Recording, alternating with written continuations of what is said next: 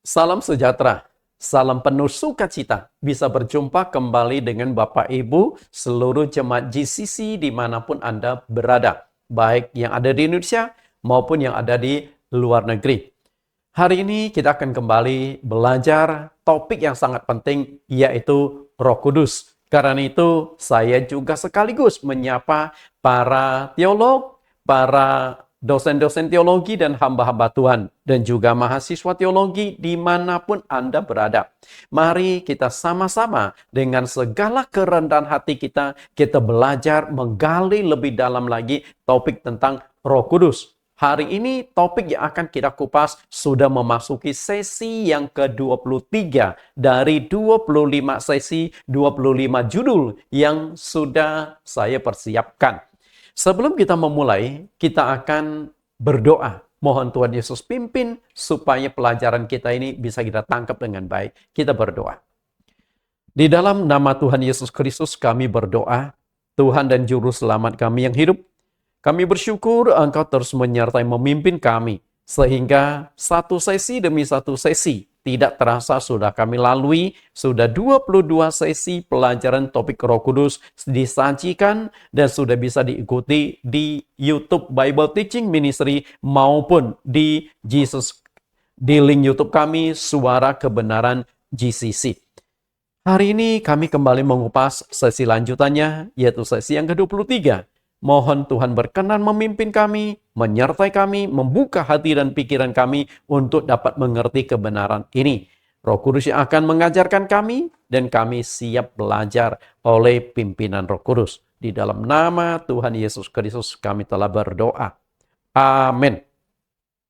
Bapak Ibu yang terkasih, topik Roh Kudus ini kami sajikan melalui 2 link YouTube kami, yaitu Bible Teaching Ministry, dan ada satu link YouTube lagi yang baru kami upload supaya bisa berkenan juga di hati Bapak Ibu. Kalau boleh, tolong di subscribe, like, and share, yaitu Suara Kebenaran GCC. Karena link YouTube ini mewakili suara kebenaran yang diajarkan di gereja GCC. Inilah topik roh. Tema kita adalah Roh Kudus. Oke, ini tema. Di dalam sekolah teologi ada mata kuliah namanya ilmu berkhotbah atau homiletika. Kebetulan saya juga dosen teologi di beberapa tempat sebelum COVID. Namun setelah itu saya sudah lepaskan semua. Terlebih lagi banyak kesibukan lain. Sehingga saya akhirnya cenderung memberikan pengajaran-pengajaran lewat Zoom lintas daerah, lintas negara, dan juga lintas doktrin. Top tema kita, karena itu di mata kuliah homiletika diajarkan antara tema dengan judul. Makanya banyak orang yang tidak bisa bedakan, banyak juga hamba Tuhan tidak bisa bedakan mana yang tema, mana yang judul. Nah, ini adalah tema kita. Temanya Doktrin Roh Kudus, sedangkan judulnya terdiri dari 25 judul. Nah, kita lihat ini judul-judulnya. Judul pertama sampai judul 10. Nah, semua itu ada di dalam YouTube kami. Baik di Bible Teaching Ministry maupun di Suara Kebenaran GCC. Bapak Ibu bisa masuk nonton, terutama bagi Bapak Ibu yang belum sempat menonton semuanya. Kemudian sesi yang ke-11 saya sampai sesi yang ke-20. Ini juga sudah ada. Dan yang nonton itu sudah ribuan, bahkan ada puluhan ribu. Misalnya sesi yang ke-11, yang nonton itu sudah 44.000 orang. Pendeta Stephen Tong dan Elia Miren gagal paham tentang bahasa roh. Nah, kemudian setelah itu ada 5 sesi lagi. Dan hari ini, sesi yang akan kita pelajari adalah sesi yang ke-23 dengan judul Roh Kudus akan memperbaharui karakter manusia. Dan itu merupakan hal yang sangat-sangat penting karena pembentukan karakter. Hari ini kita lihat, masuk ke pelajaran kita, Roh Kudus akan memperbaharui karakter manusia. Bapak Ibu yang saya kasih di dalam Yesus Kristus, Tuhan dan Juru Selamat, kita akan melihat dari awal manusia diciptakan sampai hari ini bagaimana proses perubahan karakter. Allah melakukan penciptaan selama 6 hari. Itu dicatatkan di dalam kitab Kejadian. Dan penciptaan selama 6 hari ini dipercaya oleh 3 agama besar. Di dalam kitab suci mereka itu memang dicantumkan kitab suci agama Yudaisme, Perjanjian Lama. Karena memang kitab suci Perjanjian Lama adalah kitab suci mereka, tapi agama Kristen juga berdiri, pondasi awal berdiri agama Kristen. Kemudian Kristen dan juga agama Katolik. Allah melakukan penciptaan selama 6 hari, diciptakan dari tidak ada menjadi ada. Itulah penciptaan, bukan mengubah wujud. Banyak manusia mungkin bisa melakukan perubahan wujud, tapi bukan penciptaan. Seorang ahli bangunan, dia sanggup membangun sebuah bangunan berlantai 10, berlantai 50, bahkan berlantai 100. Bahkan ada negara tertentu sampai 500 lantai. Jika satu lantai 4 meter, nah tinggal kita kalikan saja 500 lantai. Berarti ketinggian 200 meter menjulang ke atas langit. Kan luar biasa. Menurut saya hebat. Bagaimana pondasi satu bangunan yang begitu tinggi, begitu berat, bisa bertahan di pondasinya. Itu menurut saya itu hebat sang ahli tersebut. Dia sudah mengukur daya tahan kekuatan bangunan tersebut supaya tidak runtuh. Tapi saya ingin katakan, dia hanya mengubah wujud. Ahli bangunan itu hanya mengubah wujud, bukan pencipta bangunan. Oke. Satu butir pasir. Oke. Satu butir pasir pun tidak bisa diciptakan oleh sang insinyur. Dia hanya mengubah wujud dari pasir, kemudian semen, besi, campur sini, campur sana, berbagai macam bahan. Jadilah bangunan tinggi besar 500 lantai. Tapi Allah pencipta. Dia menciptakan dari tidak ada menjadi ada, dan dia menciptakan dengan kekuatan firman-Nya. Maka ketika kita baca di Kejadian pasal 1, pasal 2, berfirmanlah Allah, jadilah ini, berfirmanlah Allah, jadilah itu. Ibrani 11 ayat yang ketiga.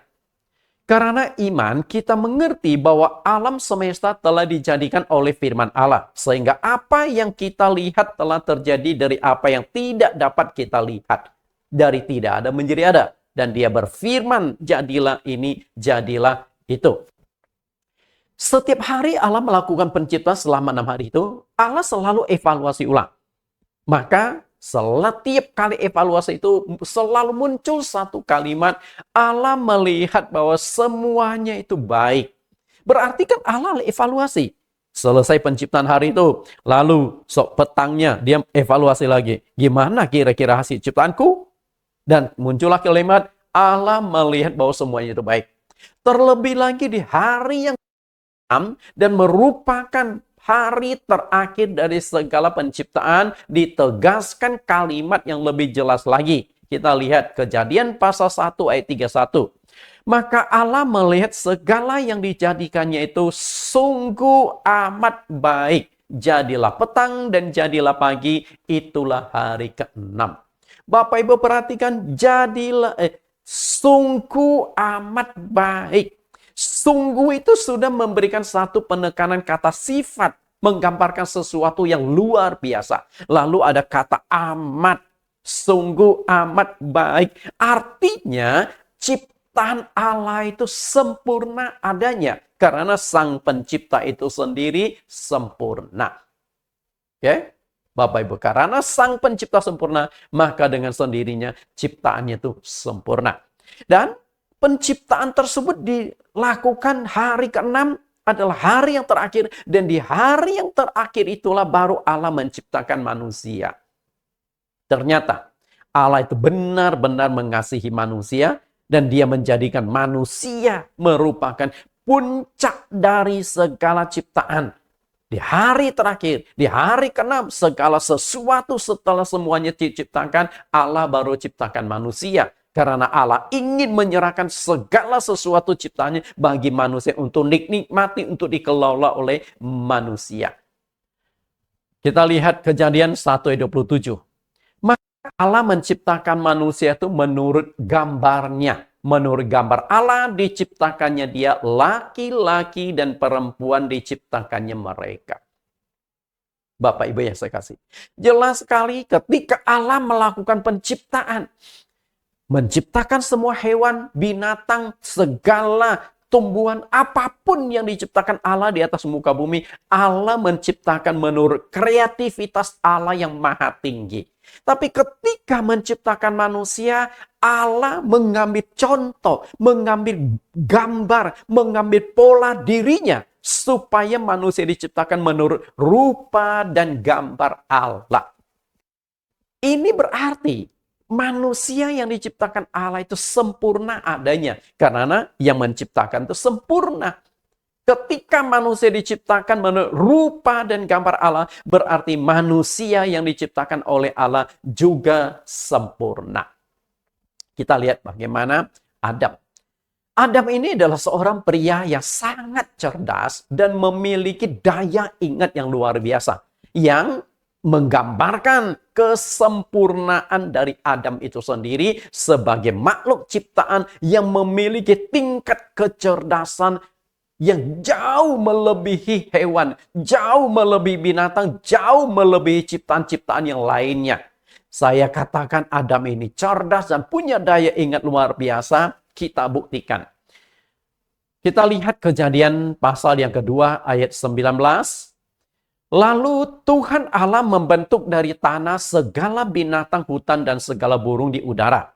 Dibawanyalah semuanya itu kepada manusia itu untuk melihat bagaimana ia menamainya.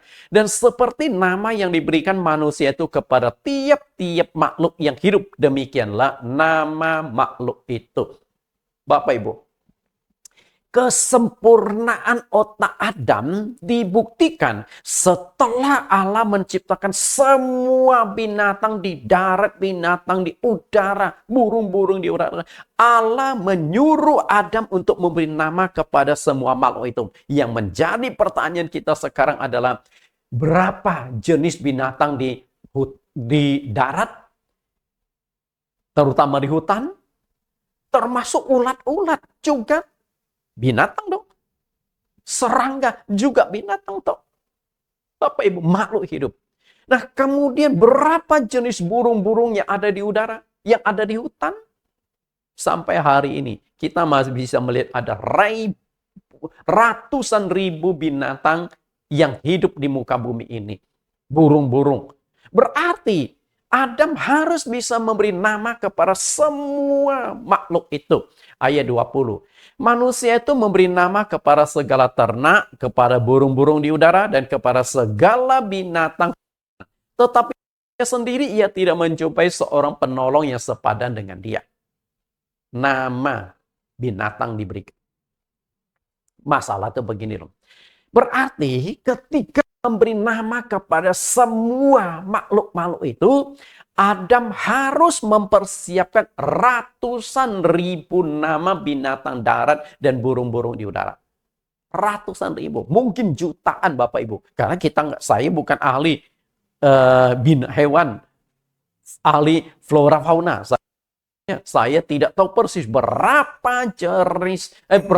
ratus ribu burung-burung yang ada di muka bumi, berapa ratus ribu binatang-binatang, dari binatang berkaki 2, binatang berkaki 4, sampai mungkin termasuk ulat kaki 1000. Berapa banyak? Berarti Adam harus bisa memberi nama kepada semua binatang itu berdasarkan karakteristiknya. Kenapa ini disebut anjing? Kenapa disebut ini kok kambing? Kenapa ini disebut sapi? Kenapa itu disebut gajah? Berarti di dalam otak Adam harus mempersiapkan ratusan ribu nama. Seringkali kita sebagai orang tua, kasih nama ke anak saja kita susah, 1-2 anak, paling 10 anak. Kita susah memberi nama. Saya punya seorang teman Tuhan. Dia punya anak. Dia ingin, sekarang sebagai pendeta kan, dia ingin supaya nama anaknya itu tidak ada yang double. Misalnya nama saya Nathan. Di seluruh Indonesia, berapa banyak nama Nathan? Jutaan. Di seluruh dunia berapa nama banyak Nathan, apalagi orang bule suka sekali menggunakan nama Nathan. Puluhan juta. Nah, teman pelayanan saya itu supaya anaknya itu punya nama unik. Tapi ada Alkitab, dia cari-cari dan ditemukan satu nama Ethan untuk nama anaknya. Dan masalah lainnya adalah setelah anak itu mulai masuk sekolah, ternyata anak pendeta itu rada nakal juga. Sehingga guru-guru itu memplesetkan dari Ethan menjadi Edan. Ini anak Edan. Edan. Kan gimana tuh? Dan setelah dinasihati, nggak mempan, lalu levelnya naik. Bukan Edan lagi, setan. Tambah S di depan, setan ini. Pada itu anak pendeta, dikatakan setan. Kenapa? Karena namanya yang membuat masalah. Bapak Ibu, Adam harus mempersiapkan begitu banyak nama. Selain itu, setelah dia berikan nama kepada semua hewan, lalu Adam harus mengingat satu demi satu nama. Jika ada 500.000 nama hewan burung di udara, maka Adam harus mengingat 500.000 nama supaya tidak double, tidak terulang kepada binatang lain.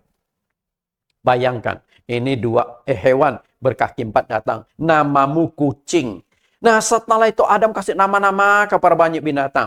Nah, setelah itu katakanlah yang ke 10.000 datang seekor hewan yang rada mirip kucing. Lalu Adam berkata, namamu kucing. Nah loh, ada dua macam kucing. Padahal makhluk itu berbeda. Ini kan jadi masalah Bapak Ibu. Karena itu saya katakan otak Adam itu luar biasa cerdas, luar biasa daya ingatnya. Saat memorinya berapa besar, saat itu belum ada alat tulis. Sehingga dia tulis ini nama, setelah itu dicek lagi ada bentrok enggak? Enggak, sudah dihafal di otak dia. Maka saya katakan itulah gambaran kesempurnaan manusia. Lebih jauh lagi gambaran kesempurnaan manusia secara karakter nenek moyang kita juga dikatakan sempurna. Karena di dalam pikiran mereka itu sama sekali tidak ada sesuatu yang negatif. Dengan kata lain, Adam dan Hawa di dalam otaknya itu tidak ada unsur yang namanya kejahatan, tidak ada unsur yang namanya pornografi, walaupun kedua makhluk Tuhan itu diciptakan itu sudah telanjang. Kejadian 2:25, mereka keduanya telanjang, manusia dan istrinya itu tetapi mereka tidak merasa malu. Coba saja, Anda telanjang hari ini. Malu kan? Coba saja, ada orang gila telanjang berjalan di jalan raya. Heboh kan? Apalagi maaf kata ini, yang telanjang itu perempuan, amoy-amoy. Putih, mulus, telanjang karena sakit jiwa. Oh pasti heboh. Yang bawa motor pasti bukan melewati jalanan lagi, tapi melototin. Yang bawa mobil juga tabrakan Bapak Ibu. Tapi di dalam otak Adam tidak ada sesuatu. Di dalam otak Adam dan Hawa tidak ada unsur yang negatif seperti itu. Namun sangat disayangkan, kesempurnaan karakter, kesempurnaan otak manusia akhirnya rusak gara-gara memakan pohon pengetahuan tentang yang baik dan yang jahat. Mereka melanggar firman Tuhan yang sudah melarang keras kepada mereka, pohon pengetahuan tentang yang baik dan yang jahat itu jangan kau makan buahnya, sebab pada hari engkau memakannya pastilah engkau mati. Sudah ada sanksi yang begitu keras, sanksi yang begitu tegas pun manusia langgar. Kenapa demikian? Karena manusia terjebak di dalam bujuk si setan, si iblis itu. Kejadian 3:6, perempuan itu melihat bahwa buah pohon itu baik untuk dimakan dan sedap kelihatannya. Lagi pula pohon itu menarik hati karena memberi pengertian. Lalu ia mengambil dari buahnya dan dimakannya dan diberikannya juga kepada suaminya yang bersama-sama dengan dia. Dan suaminya pun memakannya. Sangat disayangkan. Atas godaan, bujuk rayu, tipu muslihat iblis, akhirnya manusia memakan buah pengetahuan tentang yang baik dan yang jahat itu. Dan dampaknya itu apa? Saya ingin katakan, buah pohon pengetahuan tentang yang baik dan yang jahat itu tidak berdampak secara langsung kepada tubuh Adam dan Hawa, tapi langsung berdampak kepada pikiran mereka, otak mereka. Maka setelah memakan buah tersebut, Di ayat yang ke-7, maka terbukalah mata mereka berdua dan mereka tahu bahwa mereka telanjang, lalu mereka menyemat daun ara dan membuat jawat. Sebelum makan buah itu mereka sudah telanjang. Setelah makan tetap telanjang. Tapi kemarin ketika mereka berjalan bebas, polos Adam dan Hawa, mereka tidak merasa malu. Tapi setelah makan buah itu, mereka melihat, loh, kok kamu telanjang, kata si Adam, Hawa juga, lu juga. Nah, akhirnya mereka merasa malu, lalu cepat-cepat sembunyi di bawah pohon, lalu menyemat daun ara untuk menutupi aurat mereka. Bapak Ibu yang saya kasih, pada saat itu belum ada makhluk lain, belum ada manusia lain, baru mereka berdua. Seharusnya nggak merasa malu kan? Mau porno apa? Mereka suami istri. Kalau ada orang ketiga, mungkin ada rasa malu. Mereka kan sudah dipersatukan Tuhan sebagai suami istri. Sudah tiap hari telanjang, siang malam telanjang, malam hari. Maaf kata, mereka juga lakukan kewajiban suami istri. Tapi merasa malu. Kenapa? Karena otak mereka jadi rusak. Berarti daya rusak dari pohon pengetahuan yang jahat itu sangat-sangat mengerikan. Kenapa disebut pohon tentang dan yang jahat? Karena setelah memakan buah itu di dalam pikiran manusia telah terpengaruh oleh kejahatan yang sebelumnya tidak ada. Di dalam otak Adam dan Hawa sebelum makan buah itu sangat sempurna. Makanya saya katakan otak Adam itu sempurna sekali. Bisa memberi nama kepada semua binatang di darat, binatang burung-burung di udara. Itu otak yang luar biasa. Bahkan komputer saja mungkin kalah sama otak Adam. Tapi semua rusak. Dirusak oleh buah pohon pengetahuan baik dan jahat. Sehingga yang awalnya memori Adam dan Hawa itu bersih. Tapi sekarang sudah dimasuki sesuatu yang negatif. Sesuatu yang pornografi dan sebagainya. Bapak Ibu yang saya kasih. Mereka tahu diri mereka telanjang setelah makan buah pohon pengetahuan baik dan jahat. Berarti bermain di area pikiran. Buah pohon pengetahuan tentang yang baik dan jahat itu tidak berdampak pada jasmani, tetapi berdampak pada pikiran manusia. Hal itu dijelaskan secara tegas dan jelas oleh Rasul Paulus di dalam 2 Korintus pasal yang ke-11 ayat yang ketiga. 2 Korintus 11 ayat 3. Tetapi aku takut kalau pikiran kamu disesatkan dari kesetiaan kamu yang sejati kepada Kristus. Sama seperti Hawa diperdaya oleh ular itu dengan kelicikannya. Bapak Ibu perhatikan, pikiran. Ada seorang jemaat bertanya pada saya, Pak Nathan, kenapa iblis atau si ular itu bicaranya dengan Hawa, bukan bicara dengan Adam? Maaf kata, bukan bermaksud merendahkan atau melecehkan kaum Hawa. Karena wanita itu lebih condong menggunakan perasaan. Otaknya enggak. Bukan berarti enggak punya otak ya, bukan maksud itu. Sedangkan laki-laki lebih banyak menggunakan otaknya. Maka ketika iblis bicara sama Adam, Adam pasti berpikir, benar enggak sih? Tepat enggak sih? Boleh enggak sih? Kayaknya kalau Adam yang dihadapi, mungkin saat itu iblis tidak mempan menjatuhkan manusia. Tapi karena iblis lihat, ini Hawa, wanita yang otaknya jarang, otaknya itu nggak sekuat otak laki, tapi dia punya perasaan laki-laki, maka dimainkanlah area itu. Bapak Ibu yang saya kasih, betapa liciknya iblis. Pikiran. Maka Paulus katakan, pikiran disesatkan. Jadi otak manusia. Lalu apa hubungannya pikiran dengan karakter? Karena itu sumber dari segala perkataan, perbuatan, atau kejahatan manusia itu muncul dalam pikiran. Benar nggak? Apapun perkataan kita, kan nggak mungkin Anda meluncur saja perkataan tidak terkontrol. Kalau orang yang perkataannya tidak terkontrol, pasti orang gila yang otaknya atau pikirannya terganggu, betul nggak? Tapi kalau orangnya sehat, orang yang normal, ketika dia mau ucapkan, pasti dia pikirkan dulu dampaknya, resikonya, ucapan benar apa nggak, dan sebagainya. Ada di pikiran. Nah, karena itu di dalam pikiran manusia, semuanya itu ada. kejahatan, kebaikan, maka disebut pohon pengetahuan tentang yang baik dan yang jahat. Campur di sana semua. Yang baik ada, yang jahat ada. Tapi sayang, manusia tidak berkuasa untuk mencegah yang jahat. Kan itu, di pikiran. Lebih jauh Rasul Paulus katakan yang berkaitan dengan pikiran, Efesus pasal 2 ayat yang ketiga. Sebenarnya dahulu kami juga terhitung di antara mereka. Ketika kami hidup di dalam hawa nafsu daging dan menuruti kehendak daging dan pikiran kami yang jahat. Pada dasarnya kami adalah orang-orang yang harus dimurkai sama seperti mereka yang lain. Bapak Ibu perhatikan pikiran yang jahat. Berarti segala kejahatan-kejahatan manusia, segala karakter-karakter manusia, segala tindakan-tindakan manusia yang jahat, yang negatif, semua itu bersumber dari pikiran mereka.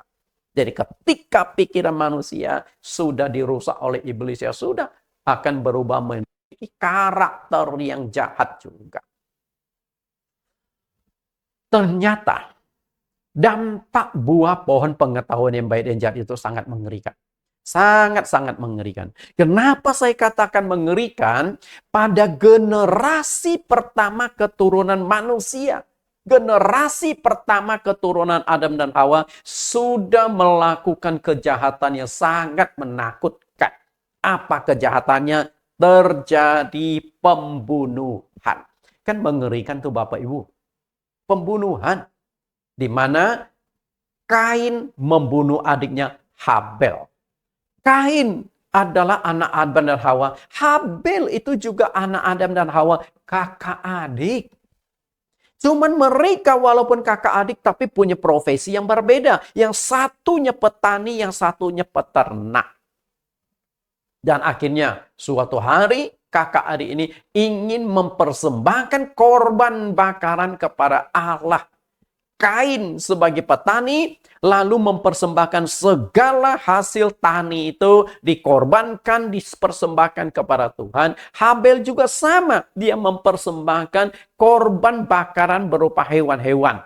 Tapi sayang, ternyata tanggapan Tuhan berbeda. Korban persembahan Habel itulah yang diterima. Tapi bukan berarti Allah tidak menghargai Kain yang sudah berjerih lelah mempersembahkan. Cuma nilainya. Yang satu mengorbankan sesuatu yang tidak punya nyawa, yang satu mempersembahkan sesuatu yang bernyawa.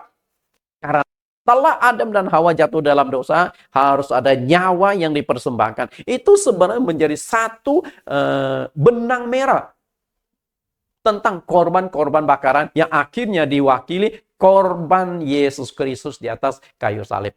Itu ceritanya terlalu luas, terlalu panjang. Saya tidak jelaskan di sini. 1 Yohanes 3:12. 1 Yohanes 3:12, bukan seperti Kain yang berasal dari si jahat yang membunuh adiknya. Dan apakah sebabnya ia membunuhnya? Sebab segala perbuatannya jahat dan perbuatan adiknya benar. Kain jahat. Artinya, jika orang itu jahat, maka dia dikendalikan oleh setan. Karena dari awal dimunculkannya kitab Kejadian, sudah dihadapkan dua kekuatan. Allah sebagai posisi yang baik, iblis atau setan di posisi yang jahat. Karena iblis kan awalnya malaikat yang berontak di sorga, dicampakkan ke bumi. Dicatatkan dalam Wahyu pasal 12 ayat 7. Wahyu pasal 7. 12 ayat 7 sampai 9. Bapak Ibu saya kasih di dalam Tuhan, inilah.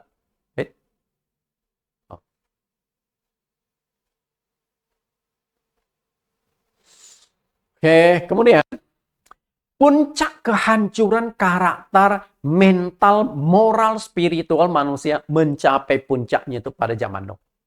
Artinya, pada zaman Nuh itulah manusia mengalami kehancuran akhlak, kehancuran moral, kehancuran karakter spiritual, segala-galanya hancur.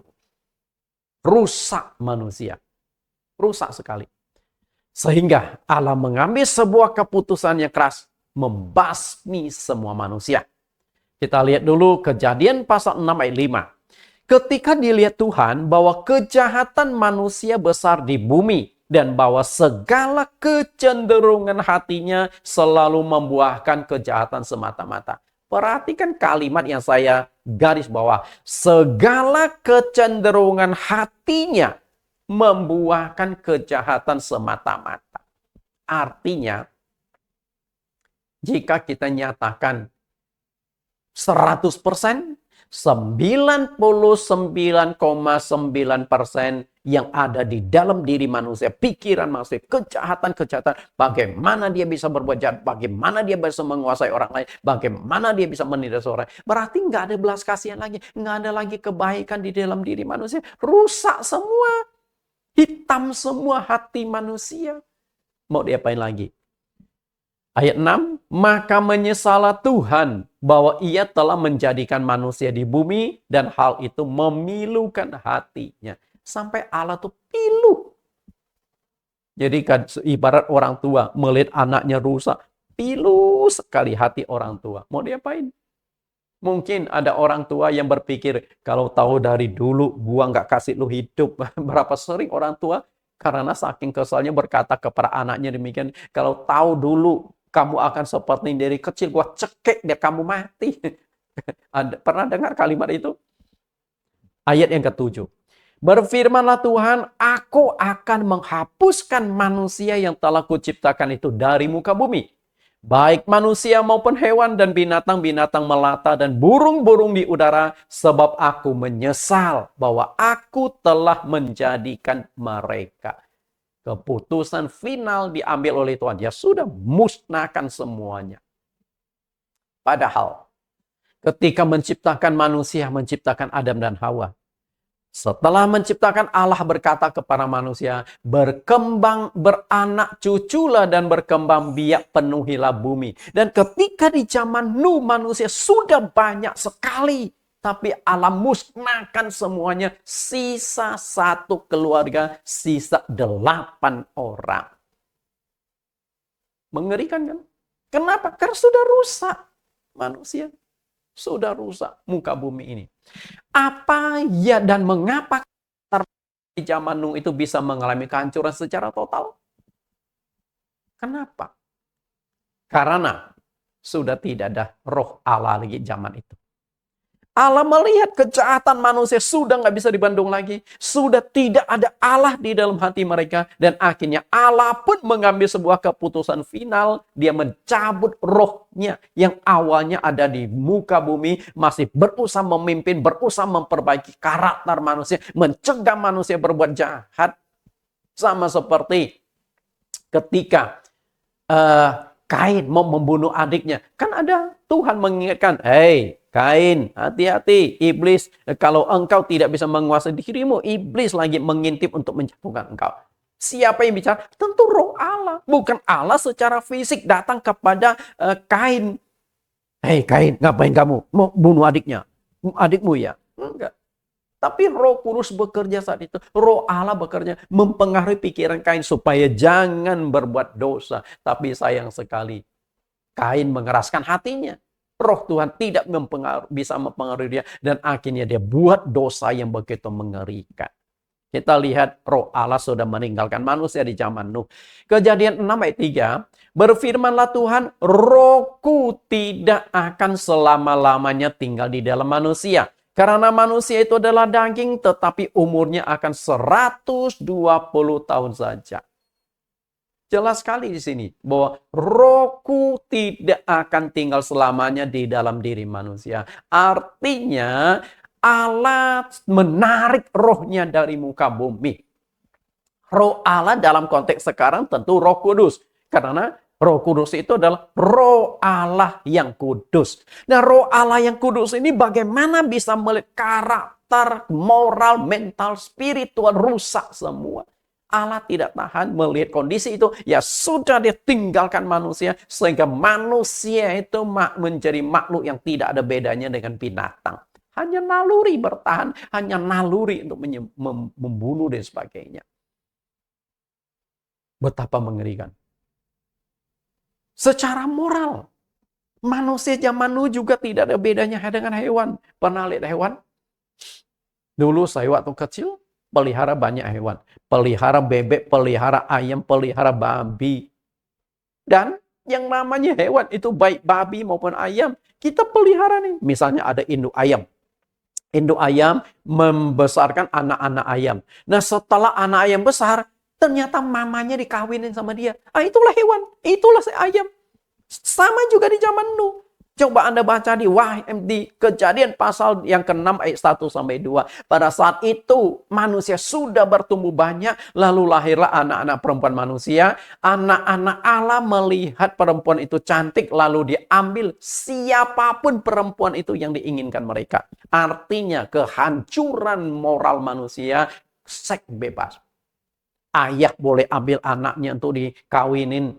Anak boleh ambil ibunya untuk dikawinin, istri tetangga boleh diambil, kakak adik boleh saling berhubungan badan, siapapun yang diinginkan. Itu Anda perhatikan, rusak, hancur. Maka keputusan final dari Tuhan adalah musnahkan semua. Kemudian perlu Anda ketahui bahwa pemusnahan manusia di zaman Nuh ini bukan yang terakhir.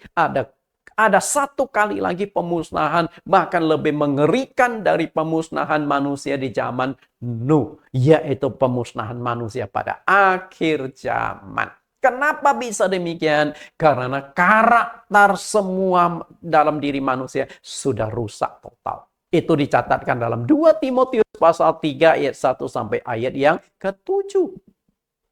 Jadi nubuat Rasul Paulus di 2 Timotius pasal 3 ayat 1 sampai 7, manusia mengalami kehancuran yang sangat mengerikan. Kehancuran karakter, kehancuran moral, kehancuran spiritual dan lain sebagainya. Dan seberapa mengerikan dosa manusia di akhir zaman, Rasul Yohanes di dalam dunia roh 2000 tahun yang lampau, dia sudah bisa melihat bahwa manusia akhir zaman itu karakternya akan hancur-hancuran. Wahyu 18 ayat 4 sampai 5. Lalu aku mendengar suara lain dari sorga berkata, "Pergilah kamu, hai umatku, pergilah daripada supaya jangan mengambil bagian dalam dosa-dosanya. Dan supaya kamu jangan turut ditimpa malapetaka-malapetakanya. Sebab dosa-dosanya telah bertimbun-timbun sampai ke langit. Dan Allah telah mengingat segala dosanya." Bayangkan Bapak Ibu, dosa manusia di akhir zaman bertimbun-timbun, menumpuk-menumpuk, sudah sampai ke langit. Artinya, dari sorga akan melihat, walah itu dosa manusia sudah menjadi gunung raksasa yang tingginya sampai mencapai langit.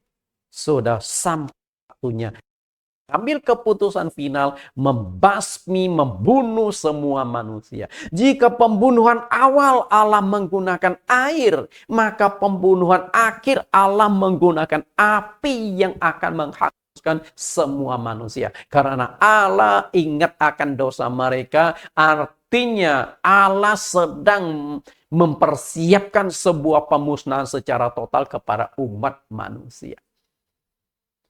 Karena itu, di akhir zaman, jika kita tidak hidup kudus, kita tidak hidup benar dan saleh, kita akan dimurkai Allah, kita akan dibunuh oleh Allah. Di zaman Nuh, Allah nggak peduli. Karena manusia itu sudah menjadi seperti hewan. Jadi di mata Tuhan sudah nggak ada harganya. Sama seperti Anda potong hewan. Cekrek, mati itu hewan. Apakah Anda merasa berdosa waktu potong hewan? Kalau kita potong hewan merasa bersalah, merasa berdosa, manusia nggak akan berani potong hewan. Ya, kecuali ada agama tertentu lah yang mengajarkan hewan itu mungkin hasil reinkarnasi. Mungkin lain cerita. Tapi selain itu, semuanya. Makan hewan, potong hewan. Bahkan ada yang lebih mengerikan. Hewan dimakan waktu masih hidup. Misalnya cumi-cumi, dipangkas. Lalu masih hidup itu dicocolkan ke cuka. Lalu dia makan mentah-mentah. Sementara tentakelnya masih goyang-goyang. Lalu di RRC, Ada yang doyan otak monyet. Monyet itu masih hidup diikat. Kemudian otaknya tengkoraknya dipangkas. Lalu di otaknya sudah kelihatan putih, dimasukkan bumbu saus. Lalu mereka cedok pakai sendok makan. Sampai itu monyetnya lagi kesakitan, matanya kerap berdip, kejam. Ya, itulah manusia, Bapak Ibu. Tapi apakah mereka yang makan tuh merasa berdosa? Enggak, itu dianggap hewan kok. Memang tuh dinikmati kok. 2 Petrus 3 ayat 10, 11. Tetapi pada hari Tuhan akan tiba seperti pencuri. Pada hari itu langit akan lenyap dengan gemuruh yang dahsyat dan unsur-unsur dunia akan hangus dalam nyala api. Dan bumi dan segala yang ada di atasnya akan hilang lenyap. Bapak Ibu perhatikan, akan hilang lenyap. Jadi jika segala sesuatu akan hancur secara demikian, betapa suci dan salehnya kamu harus hidup. Perhatikan kata betapa.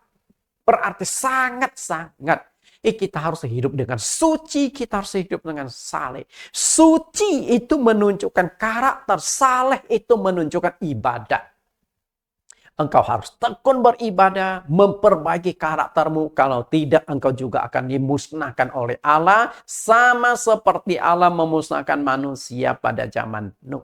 Lalu bagaimana? Apa yang harus kita lakukan? Nah, disinilah peran Roh Kudus itu sangat penting. Roh Kudus akan menyucikan, mengubah karakter kita. Hal itu diungkapkan oleh Rasul Paulus di dalam kitab Korintus. 1 Korintus 6 ayat 11, kita lihat bagaimana peran dari Roh Kudus itu dalam kaitan pembentukan karakter mental moral manusia. 1 Korintus 6 ayat 11. Dan beberapa orang di antara kamu demikianlah dahulu. Tetapi kamu telah memberi dirimu disucikan. Kamu telah dikuduskan. Kamu telah dibenarkan di dalam nama Tuhan Yesus Kristus dan dalam roh Allah kita.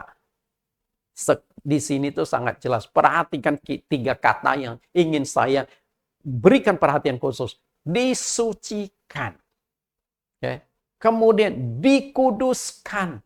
Padahal suci sama kudus itu sudah hampir sama Bapak Ibu. Sebagai satu kata sifat. Tapi kenapa ditekankan 2 kali disucikan, dikuduskan? Karena Allah ingin manusia bersih. Lalu bagaimana supaya dibersihkan? Supaya dibenarkan oleh Allah. Berarti ini kan Roh Kudus yang bekerja. Roh Kudus yang akan memperbaharui, yang akan menyucikan, yang akan membenarkan kita. Berarti Roh Kudus bekerja secara aktif di dalam diri manusia untuk pembentukan mental, moral, karakter manusia. Tinggal masalahnya adalah, apakah Anda sudah Roh Kudus? Jika Anda belum dipenuhi Roh Kudus, bagaimana Roh Kudus itu memperbaiki karakter Anda? Nggak bisa. Sama seperti saat ini Anda kedinginan. Dingin sekali. Bagaimana Anda bisa mencegah supaya dingin? Pakailah baju tebal. Pakailah jaket hangat. Makanya kalau kita lihat orang-orang yang berjalan tur di musim dingin. Jaket mereka tebal-tebal, jaket bulu. Saya ingat waktu saya ke Israel. Saya bawa sebuah jaket. Jaketnya tuh mengembang. Jadi cukup memenuhi koper. Jadi satu kantongan pada itu sebuah jaket karena tebal dan itu hangat banget. Ketika kita berjalan di udara yang begitu menusuk, kita nggak begitu merasakan kedinginan, menghangatkan. Nah demikian pula ibarat Roh Kudus itu jaket. Kalau Anda belum ada Roh Kudus di dalam dirimu, bagaimana Roh Kudus itu memperbaiki karaktermu? Nggak bisa. Karena itu adalah harus mohon kepenuhan Roh Kudus. Agar Roh Kudus yang melakukan perubahan. Jika kita lihat di ayat ini betapa besar dan pentingnya peran dari Roh Kudus itu di dalam memperbaiki manusia. Roh Kudus akan menyucikan, Roh Kudus akan membenarkan, dan Roh Kudus akan menguduskan.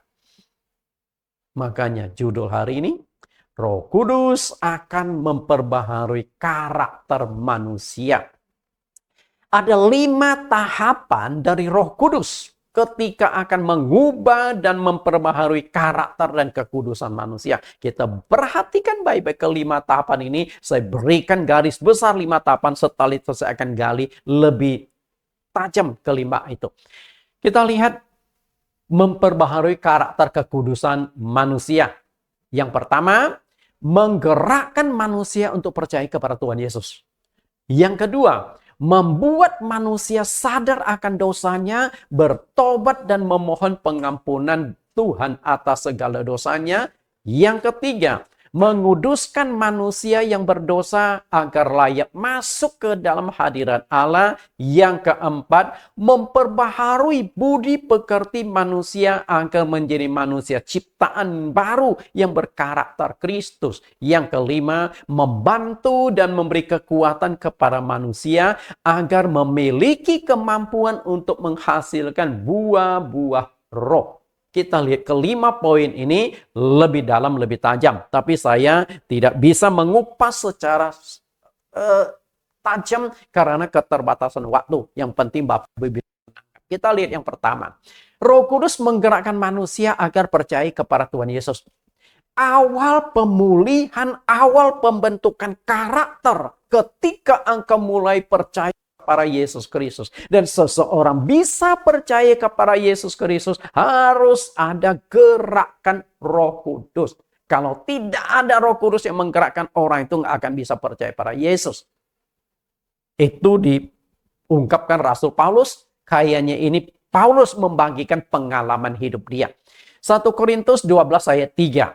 Karena itu aku mau meyakinkan kamu supaya kamu tuh percaya, kamu tuh tahu apa yang ingin diyakinkan, bahwa tidak ada seorang pun yang berkata-kata oleh Roh Allah dapat berkata, terkutuklah Yesus. Dan tidak ada seorang pun yang dapat mengaku Yesus Kristus adalah Tuhan selain oleh Roh Kudus. Apa yang Bapak Ibu tangkap dari kalimat yang saya beri garis bawah dan diganti warna dari biru ke merah?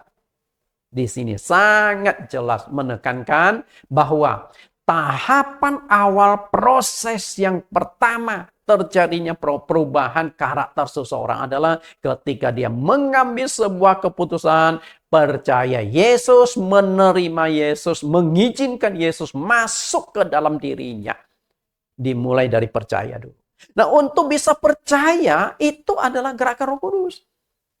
Kalau Roh Kudus tidak menggerakkan hati orang itu, dia mau mendengarkan firman Tuhan 1 kali, 10 kali, 100 kali, tetap saja nggak masuk Roh Kudus.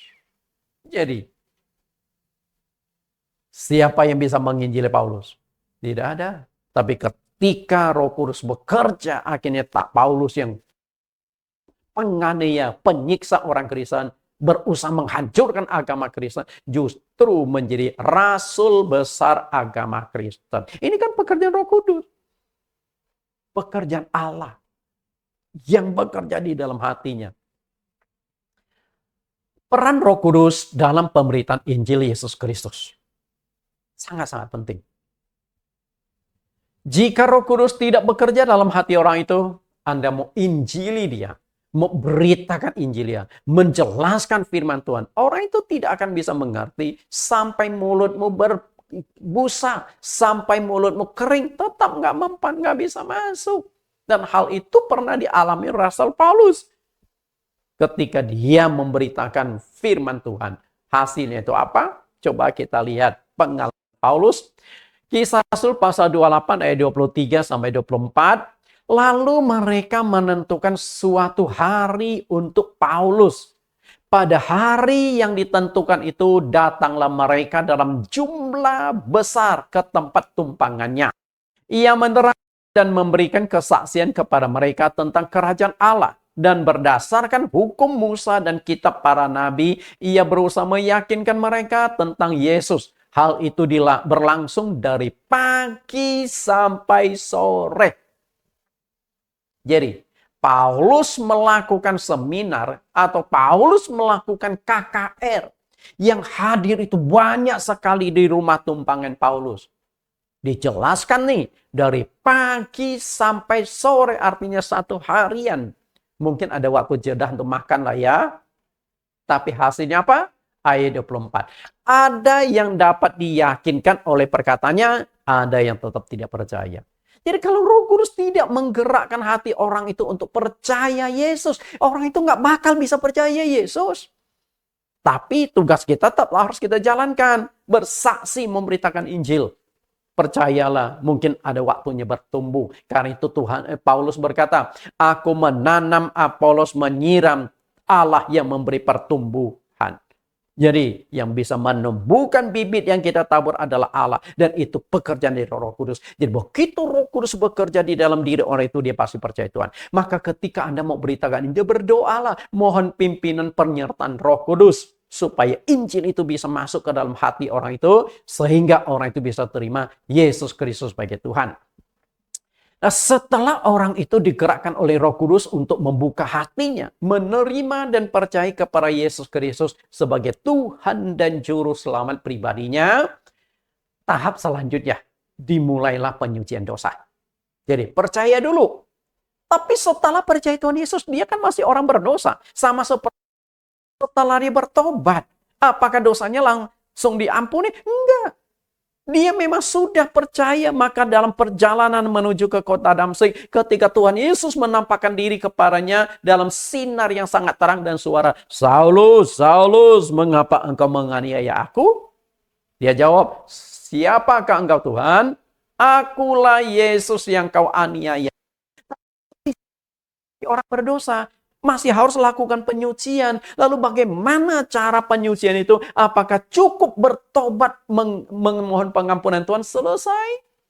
Kita lebih jauh. Bagaimana peran Roh Kudus penyucian dosa.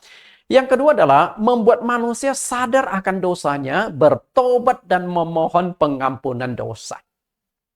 Jadi setelah diterima Yesus, harus ada timbul penyesalan di dalam hatinya menuju pada pertobatan. Yohanes 6 ayat yang ke-7. Namun benar yang kukatakan ini kepadamu adalah lebih baik berguna bagi kamu jika aku pergi. Sebab jikalau aku tidak pergi, penghibur itu tidak akan datang kepadamu. Tetapi jikalau aku pergi, aku akan mengutus dia kepadamu. Apa yang dimaksud Yesus di sini?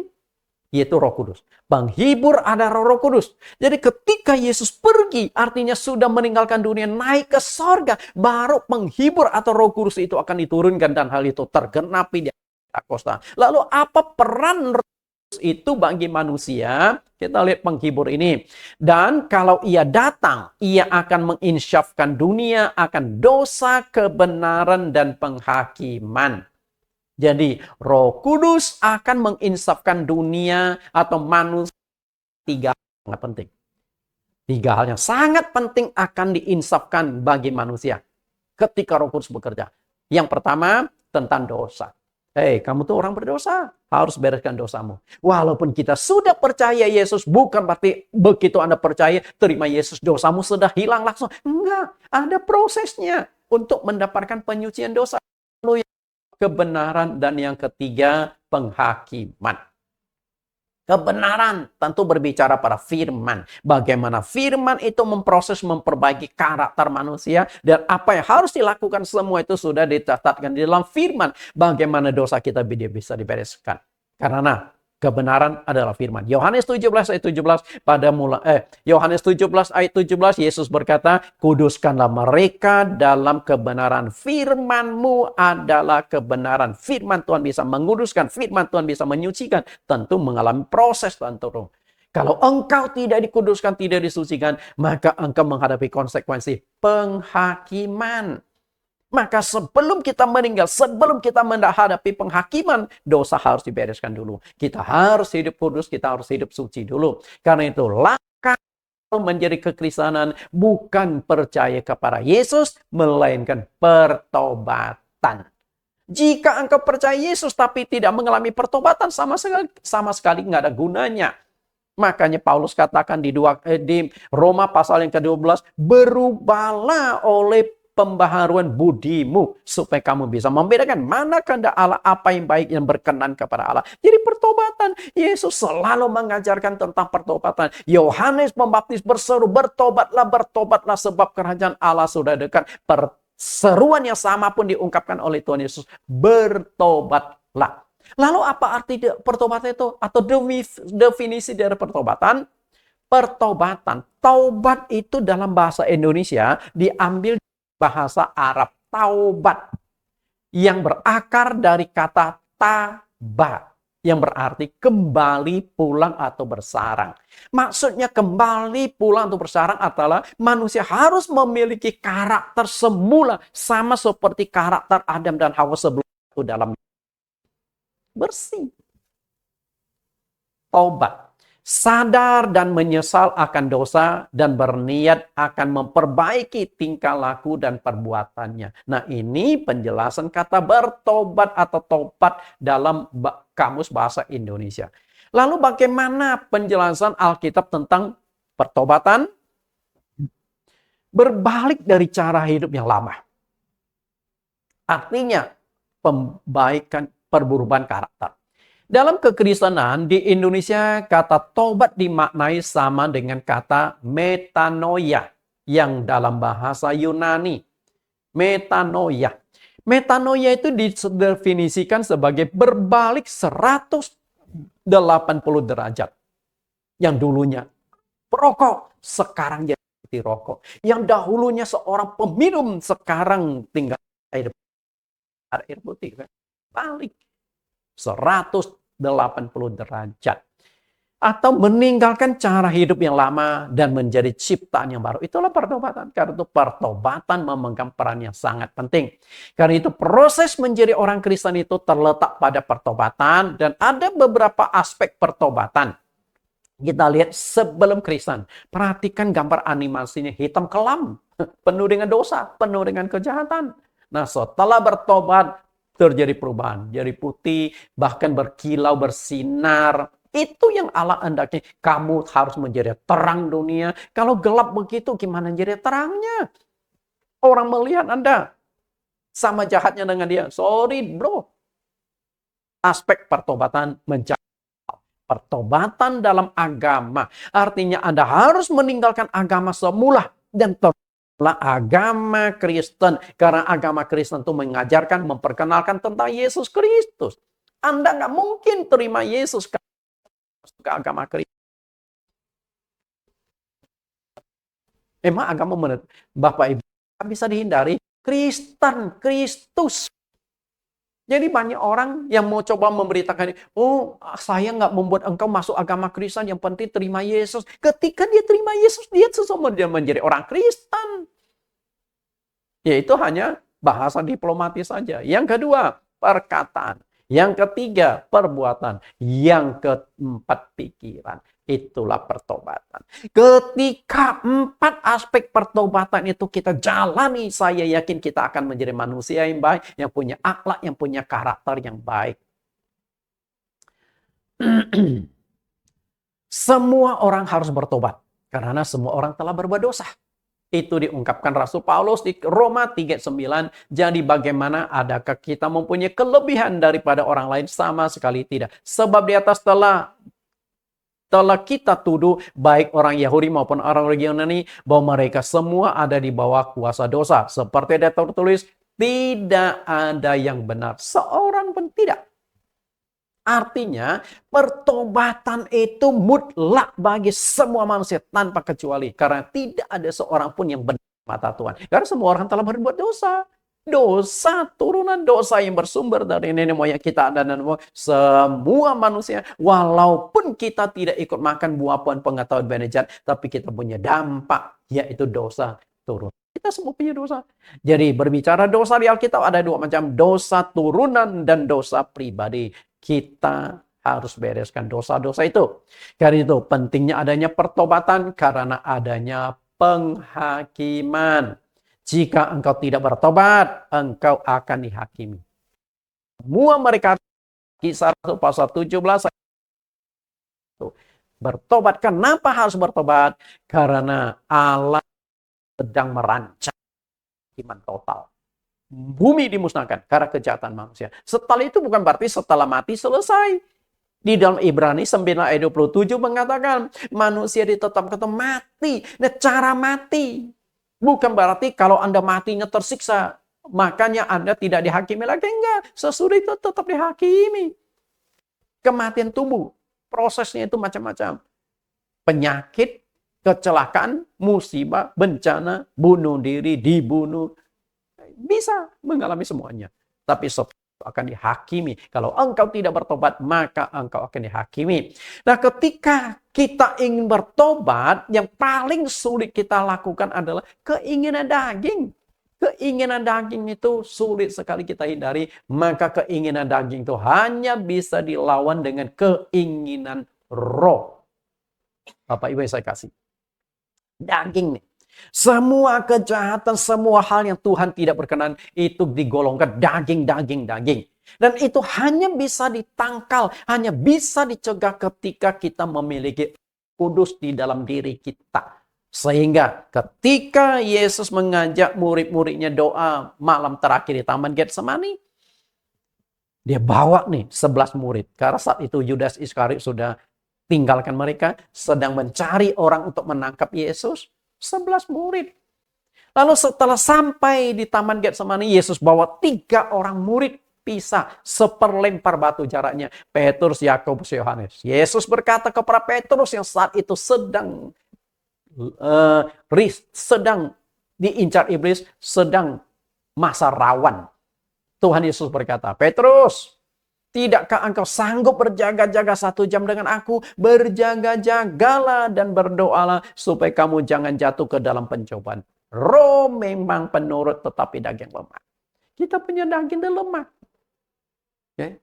Artinya kita ikuti keinginan. Walaupun di dalam hati kita ingin menjadi orang yang baik. Tapi roh kita juga lemah. Bagaimana supaya roh kita yang lemah? Harus ada roh yang lebih besar tinggal di dalam diri kamu. Nah, roh yang lebih besar itulah yang melakukan perubahan-perubahan, perbaikan dari dalam, yaitu Roh Kudus. Yang ketiga, menguduskan dosa agar layak masuk ke hadirat Allah. Jadi setelah Anda terima Yesus, lalu Roh Kudus mulai bekerja dalam hatimu supaya engkau bertobat. Tapi setelah bertobat bukan berarti dosamu otomatis diampuni. Tapi harus ada penyucian lagi. Penyucian dilakukan melalui pengampunan dosa. Roh Kudus memiliki hubungan dengan penyucian dosa. Melalui baptisan air dosa kita akan diampuni. Kalau hanya bertobat saja dosamu sudah diampuni, berarti kan nggak usah perlu dibaptis. Kenapa Tuhan Yesus menyuruh kita beritakan Injil dan selalu dikaitkan dengan baptisan? Matius 28 ayat 19, pergilah jadikan semua bangsa muridku dan baptislah mereka dalam nama Bapa, Anak, dan Roh Kudus. Kenapa ditekankan harus ada baptisan? Karena baptisan itulah yang menyelesaikan dosa-dosa kita. Itu diserukan oleh Yohanes Pembaptis. Lukas 3:3, maka datanglah Yohanes ke seluruh daerah Yordan dan menyerukan, bertobatlah dan berilah dirimu dibaptis dan Allah akan mengampuni dosamu. Jadi ayat ini, pengampunan dosa itu terletak pada pertobatannya atau baptisannya. Kalau saya baca itu diletakkan pada baptisan. Tapi syarat untuk dibaptis harus bertobat.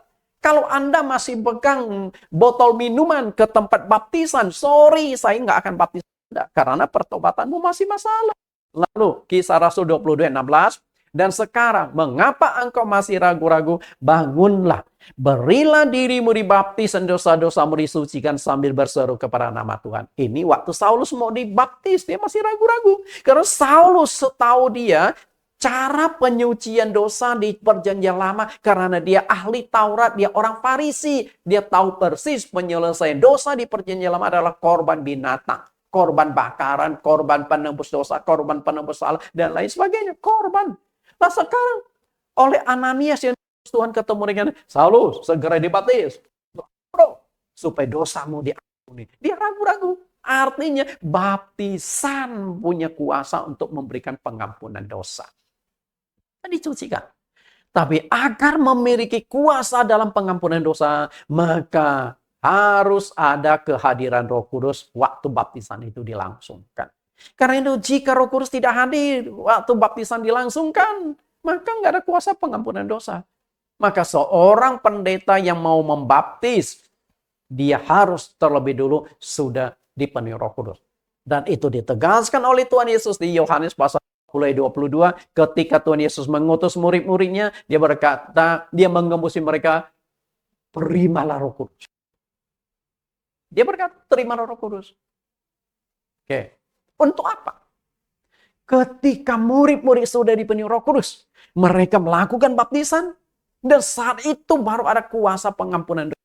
Lihat yang kedua, setelah Roh Kudus menyertai murid-murid Tuhan Yesus, setelah Roh Kudus masuk dan menyertai orang-orang yang melakukan baptisan, khasiatnya Yohanes 20:23, jikalau kamu mengampuni dosa orang, dosanya diampuni. Dan jikalau kamu menyatakan dosa orang, tetap ada. Dosanya tetap ada. Peran orang yang dipenuhi Roh Kudus luar biasa. Dalam nama Tuhan Yesus Kristus, dosamu diampuni, dibaptis. Pendapat pengampunan dosa. Karena itu, peran dari Roh Kudus di dalam baptisan sangat penting. Maka dalam baptisan itu harus ada kehadiran Roh Kudus. Sehingga ketika Tuhan Yesus memberikan perintah baptisan, perintah memberitakan Injil, lalu disempurnakan lewat baptisan, Yesus berkata, "Karena itu pergilah, jadikan semua bangsa muridku dan baptislah mereka dalam nama Bapa dan Anak dan Roh Kudus." Maka waktu baptisan itu ada Roh Kudus yang hadir. Kalau Roh Kudus tidak hadir dalam baptisan, maka baptisan Anda juga belum sempurna. Maka ketika Yesus dibaptis di Sungai Yordan, begitu Yesus keluar air, Roh Kudus turun. Karena itu hari ini, pendeta yang mau melakukan baptisan, syarat mutlak, syarat utama sebagai tanda bukti dia diutus Tuhan, mewakili Tuhan adalah pendeta sudah harus dipenuhi Roh Kudus. Lalu, apa sih tanda-tanda dipenuhi Roh Kudus? Nah, kembali lagi pelajaran-pelajaran awal. Maka nggak heran, saya buat sampai 25 sesi topik Roh Kudus. Harapan saya semua pendeta belajarlah 25 sesi. Sampai Anda bukan hanya menguasai teori, tapi benar-benar pendeta dipenuhi Roh Kudus. Dan dipenuhi Roh Kudus sudah saya jelaskan di Kisah Rasul pasal 2 ayat 33. Bisa dilihat dan bisa didengar. Silakan link kembali, buka kembali pelajaran yang lalu, tanda-tanda orang dipenuhi Roh Kudus. Bisa dilihat artinya waktu dipenuhi Roh Kudus, badannya bisa bergetar atau bergoyang, tapi sadar 100%, dan bisa didengar artinya otomatis dia bisa berkata-kata dengan bahasa lidah atau berbahasa roh. Itu tanda dipenuhi Roh Kudus. Oke, yang keempat. Roh Kudus akan membantu umat Kristen memperbaharui karakter mereka. Penting sekali. Karena kita ini lemah. Untuk mengubah karakter pribadi sangat. Rasul Paulus saja mengakui hal tersebut nggak mudah untuk mengubah karakter. Maka Paulus dikatakan di dalam Roma pasal 7, 18, dan 19. Sebab aku tahu bahwa di dalam aku, yaitu aku sebagai manusia, tidak ada sesuatu yang baik. Sebab kehendak memang ada di dalam aku. Apa kehendak Paulus? Ingin jadi orang baik. Ingin punya karakter yang baik. Tetapi bukan hal berbuat apa yang baik. Sebab bukan apa yang aku kehendaki, yaitu yang baik yang aku perbuat, melainkan apa yang tidak aku kehendaki, yaitu yang jahat yang aku perbuat. Saulus juga sadar. Enggak gampang untuk menjadi orang yang baik. Dia sebagai seorang yang pintar, seorang rasul pun tidak berdaya melawan kejahatan. Kejahatan dalam pikiran, kejahatan dalam perkataan, kejahatan dalam perbuatan. Dia juga nggak berdaya.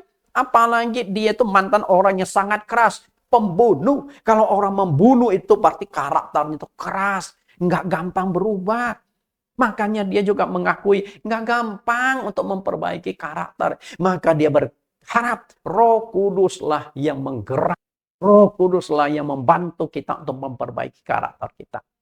Tuhan tahu bahwa nggak mudah memperbaiki karakter. Maka Tuhan menawarkan seorang penolong. Dan penolong itu akan tinggal di dalam diri kita. Dan siapakah penolongnya? Yohanes 14 ayat 16-17. Aku akan minta kepada Bapa dan ia akan memberikan kepadamu seorang penolong. Anda perhatikan, seorang penolong yang lain. Supaya ia menyertai kamu selama-lamanya. Dia menyertai kamu. Yaitu roh kebenaran. Dunia tidak dapat menerima dia sebab dunia tidak melihat dia dan tidak mengenal dia. Tetapi kamu mengenal dia sebab ia menyertai kamu dan akan diam di dalam kamu. Perhatikan kalimat ini. Roh kebenaran yang dimaksudkan di sini adalah Roh Kudus atau penghibur itu.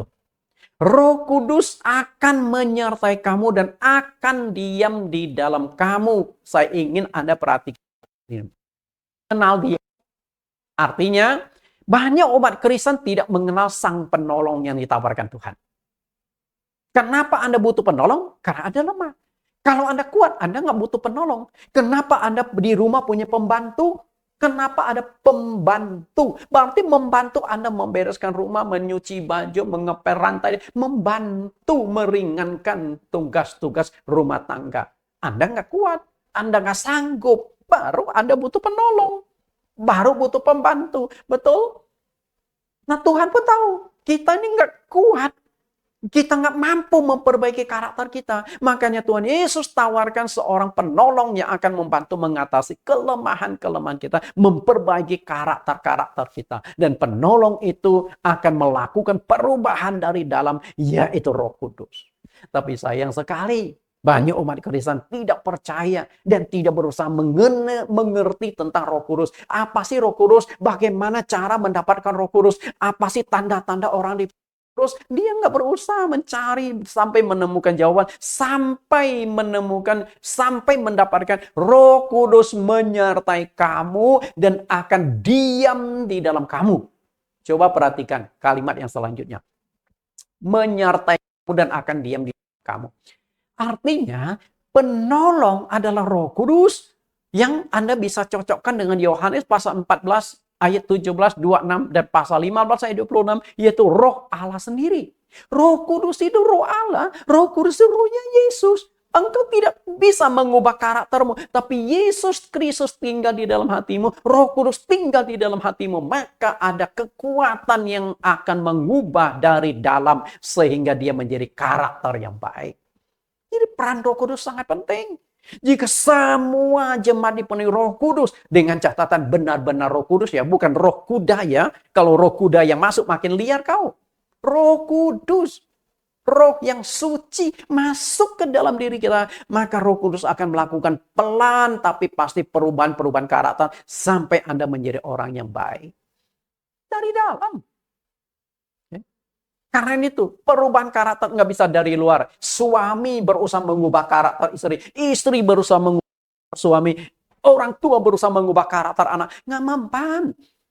Biarkan Roh Kudus masuk ke dalam orang itu. Lalu Roh Kudus mulai bekerja, memperbaiki karakternya. Memperbaharui karakternya. Sehingga menjadi manusia ciptaan baru. Yang serupa dengan Kristus. Maka Roh Kudus itu diperbaharui, terus diperbaiki. Bapak Ibu yang saya kasih, setelah Roh Kudus masuk dan tinggal di dalam diri kita, lalu Roh Kudus mengubah hati yang keras, yang berontak menjadi lembut dan taat pada firman Tuhan.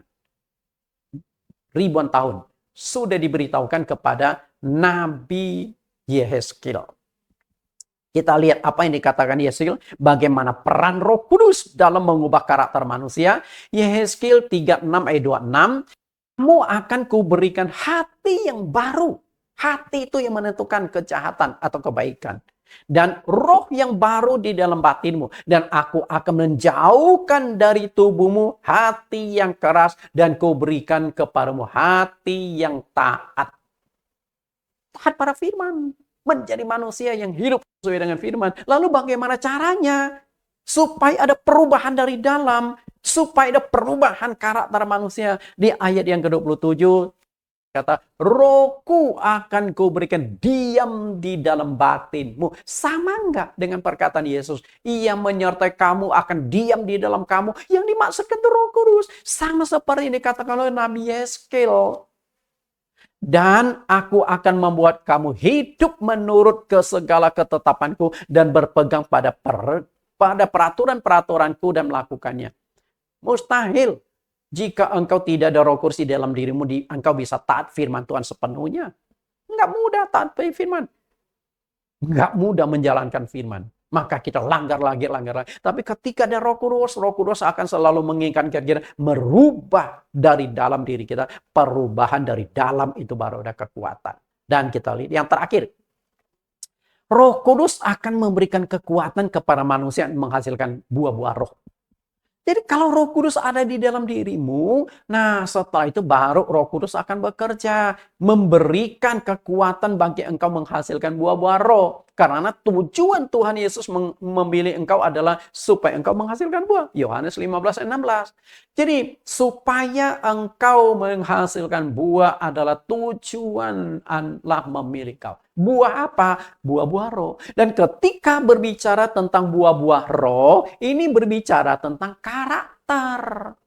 9 buah roh itu semua itu berbicara tentang karakter. Sehingga kalau engkau sudah berubah karakter, berarti engkau bisa menghasilkan buah-buah roh. Maka tuntutan Tuhan Yesus kepada orang Kristen, engkau harus menjadi terang dan garam dunia terwujud. Menjadi terang, engkau bisa dilihat. Karaktermu bisa dilihat. Menjadi garam, engkau berfungsi berdampak. Kehadiranmu di tengah-tengah keluarga bisa dirasakan kenikmatan oleh orang lain. Kehadiranmu di gereja bisa dinikmati oleh jemaat-jemaat. Kehadiranmu di masyarakat, engkau memberikan dampak yang sangat baik untuk masyarakat. Orang merasa kehadiran engkau itu sangat-sangat berdampak, sangat-sangat berguna. Kita lihat buah-buah roh ini. Galatia 5 ayat 22 sampai 23, tetapi buah roh ialah kasih, sukacita, damai sejahtera, kesabaran, kemurahan, kebaikan, kesetiaan, kelemah lembutan, penguasaan diri, dan tidak ada hukum yang menentang hal itu. Artinya tidak ada hukum negara manapun yang menentang tentang 9 buah roh itu. Pasti semua hukum negara setuju. Manusia harus punya karakter buah-buah roh. Nah, dari ke-9 buah roh ini, kalau Anda perhatikan, sebenarnya berbicara karakter. Kasih lalu diuraikan. Kasih itu murah hati, kasih itu lemah lembut, ada macam-macam. Di 1 Korintus pasal 13, uniknya 1 Korintus pasal 13 ayat 1 sampai ayat 13. Pasalnya 13, ayatnya juga 13, tapi membahas satu topik kasih. 13 itu dianggap sangka sial oleh banyak orang yang percaya tahayul, tapi itulah kasih Tuhan. Yang dianggap tahayul, tapi harus dijalankan oleh orang-orang Kristen. 9 buah roh ini berbicara karakter, artinya jika ada Roh Kudus di dalam diri kita, seharusnya karakter kita bisa diubah menjadi baik, menjadi manusia ciptaan baru. Itulah target dari Tuhan. Jadi Matius 5 ayat 48, hendaklah kamu sempurna sama seperti Bapamu yang ada di sorga adalah sempurna. Kesempurnaan berarti kita kembali lagi ke waktu Adam dan Hawa diciptakan menurut rupa dan gambar Allah. Itu bayangan kesempurnaan. Sebelum mereka makan buah pohon pengetahuan baik dan jahat, mereka itu sempurna. Dan itulah target terakhir orang Kristen. Walaupun gak gampang, ngejar, jatuh, bangun, aku mengejarmu. Seperti lagu dangdut. Tapi gak apa-apa. Roh penolong kalau sudah tinggal di dalam hatimu, dia akan pelan-pelan membuat engkau jadi manusia baik, menjadi manusia sempurna. Ketika ada Roh Kudus. Lalu ada orang bertanya, ini pertanyaan yang juga harus kita pikirkan. Pak Nathan, bagaimana dengan orang Kristen yang lancar berbahasa roh? Begitu berdoa langsung bahasa roh, bla bla bla, muncul bahasa rohnya, tapi sayang karakternya jelek. Kenapa itu Pak Nathan? Kenapa bisa demikian? Kan kata Pak Nathan, Roh Kudus memperbaiki karakter orang. Faktanya yang dipenuhi Roh Kudus karakternya nggak lebih baik dari yang tidak ada Roh Kudus. Permasalahan di mana? Ada 4 permasalahan. Pertama, perlu diuji kembali. Apakah Roh Kudus di dalam diri orang itu benar-benar Roh Kudus? Karena apa? Rasul Yohanes sudah ingatkan di 1 Yohanes 4. Jangan percaya akan setiap roh. Ujilah roh-roh itu apakah mereka berasal dari Allah. Nah, Roh Kudus di dalam diri orang itu benar nggak? Asli nggak? Karena jika Roh Kudusnya asli akan memperbaiki karakter dia. Bahasa rohnya benar nggak? Ikut-ikutan nggak? Show off atau enggak? Karena saya melihat banyak orang Kristen bahasa rohnya itu ikut-ikutan. Dan benar-benar dari Allah.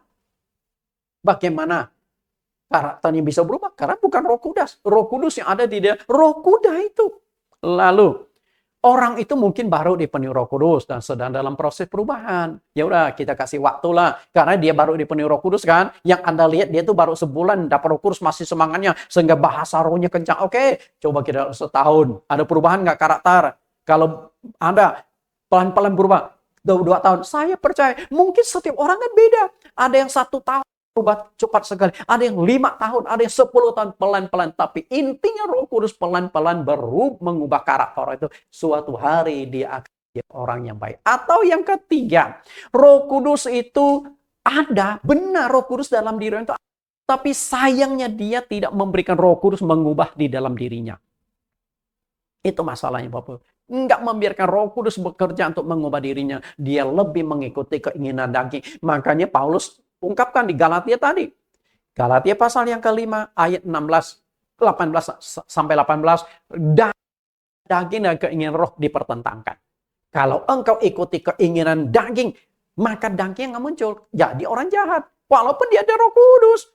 Tapi kalau engkau ikut keinginan daging, keinginan roh, biar Roh Kudus mengubah, Roh Kudus menuntun, mengingatkan engkau akan menjadi orang.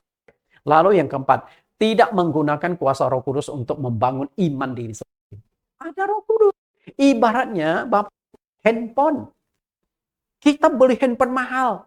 10 juta, 20 juta. Anda tahu nggak? Kita hanya memanfaatkan fitur-fitur yang ada di dalam handphone paling 10-25%. 75% itu nggak terpakai. Ada bapak-bapak menunjukkan dia kaya. Dia beli handphone 50 juta. Tapi hanya untuk WhatsApp. Hanya untuk telepon. Itu saja. Kalau gitu mah handphone 1-2 juta juga cukup. WhatsApp untuk telepon. Nggak usah yang 50 juta. Kenapa butuh 50 juta? Hanya untuk pamer. Tapi fitur-fitur yang ada di dalam handphone itu Anda nggak bisa manfaatkan. Sama juga Roh Kudus. Biarkan Roh Kudus itu bekerja pelan tapi pasti. Tapi saya yakin kita lihat kesimpulannya. 5 tahapan Roh Kudus memperbaiki karakter manusia. Tahap pertama dimulai dari percaya Yesus. Anda mulai buka hati ini.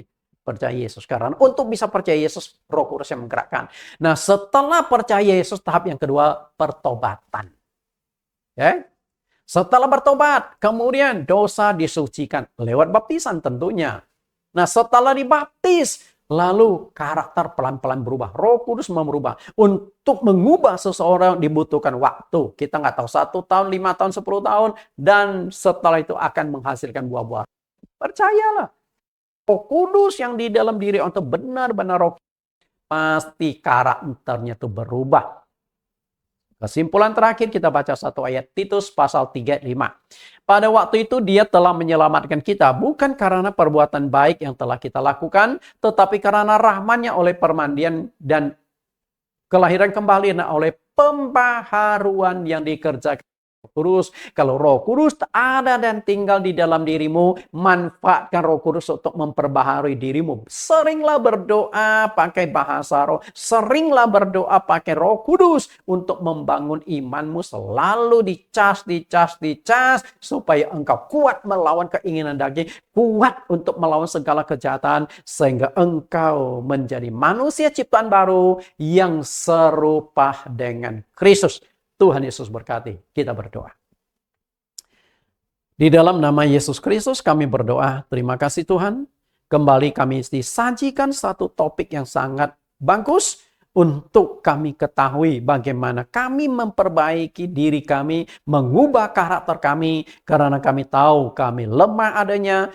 Kami bersyukur Engkau menawarkan seorang penolong yaitu Roh Kudus tinggal di dalam diri kami, dan kiranya Roh Kudus mengubah siapapun yang mendengarkan khotbah ini, dan Roh Kudus bekerja di dalam hatinya, dan Roh Kudus akan mengubah sifat, karakter, pikiran, perasaan, perbuatan, semua diubah.